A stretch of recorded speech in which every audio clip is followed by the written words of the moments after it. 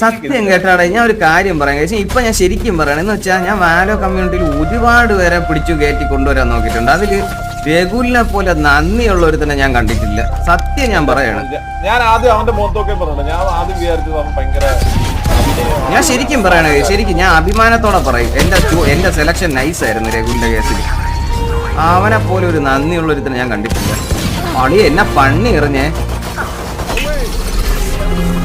ചോദിച്ച്. ഞാൻ രഘുല് വോർട്ടക്സും കൂടെയാണ് ആദ്യം കളിച്ചു തുടങ്ങണത്. അതിനുശേഷം രഘുല് ഈകളൊക്കെ കളിച്ചു തുടങ്ങണത്. പക്ഷെ അവൻ എൻ്റെ അടുത്തുള്ള സ്നേഹം എന്ന് പറഞ്ഞു കഴിഞ്ഞാൽ വേറെ ലെവലാണത്. വിഷയമാണോ അല്ലേ? സത്യം പറയും, നമ്മൾ കൊണ്ടുവന്നതിൽ അല്ലെങ്കിൽ നമ്മൾ ഒരു കൊണ്ടുവന്നതിൽ രഘുലിനെ പോലെ ഒരു സ്നേഹമുള്ള ഒരു വേറെ കളിക്കില്ല. രഘുൽ ഇപ്പൊ ഇതൊക്കെ കേട്ട് മറ്റേ കാർ ഇരുന്ന് മറ്റേ ഇങ്ങനെ മറ്റേ കരടിയെ പോലെ ഇരിക്കേണ്ട രോമാഞ്ചമൊക്കെ വന്ന് ഹോ എന്നുള്ള കാര്യമായിരുന്നു.